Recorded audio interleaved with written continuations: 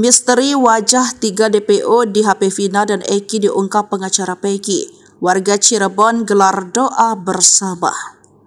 Kuasa hukum Peggy Setiawan, Tony RM, mendesak penyidik membuka carawan handphone Vina dan Eki, serta bukti CCTV lokasi kejadian. Sebab Vina punya handphone, Eki punya handphone. Bahkan diduga kuat memuat wajah 3 DPO dan identitas semua pelaku. Dalam putusan pengadilan itu ada, kata Tony, Kamis 27 Juni. Tony mengatakan jika penyidik mau, maka kasus ini akan menjadi terang.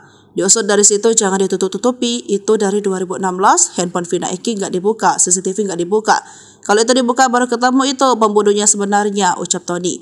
Ia juga mengatakan soal Kejaksaan Tinggi Jawa Barat yang meminta penyidik Polda Jabar untuk melengkapi berkas Peggy terkait kasus pembunuhan Vina dan Eki Cirebon. Tony menyatakan alat bukti dari Polda Jabar belum memenuhi undur.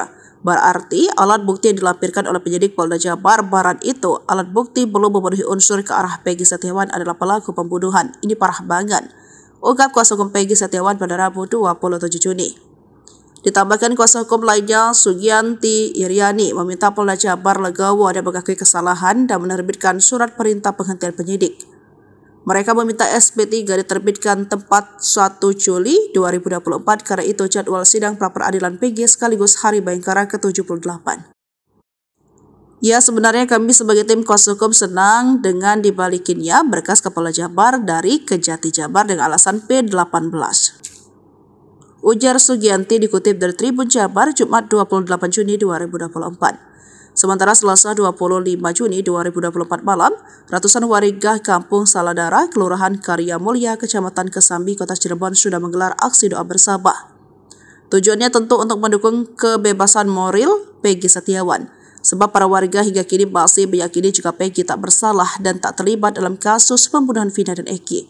Sementara itu, Kasih Penerangan Hukum Kejati Jabar Nur Sri Cahyawija di Bandung Kamis mengatakan, hasil penelitian terhadap berkas perkara Peggy. Hasil penelitian pada 24 Juni 2024, tim jaksa peneliti sudah mengirimkan pemberitahuan bahwa belum lengkap kepada tim penyidik Polda Jabar, kata Cahya.